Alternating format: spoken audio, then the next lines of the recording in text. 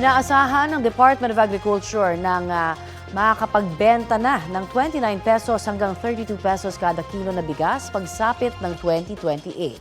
Ayon kay Agriculture Secretary Francisco Tiu Laurel Jr., kung mangyayari yan, pwede raw isunod na target ang 25 pesos kada kilo o mas mura pang bigas. Pero nakadepende pa rin daw ito sa international market price ng bigas sa January 2028. Para daw magawa ito, dapat mapababa ang logistics cost, pati na ang presyo ng pataba at mga binhi.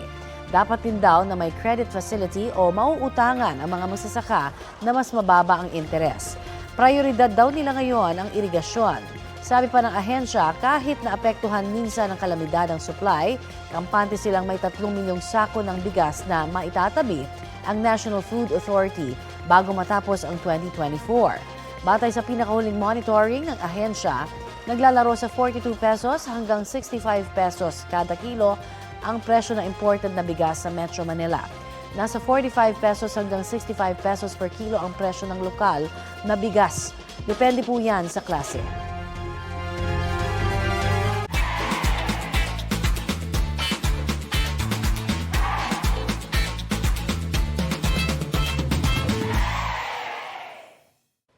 Kapuso, para sa mga maiinit na balita, mag-subscribe sa GMA Integrated News sa YouTube.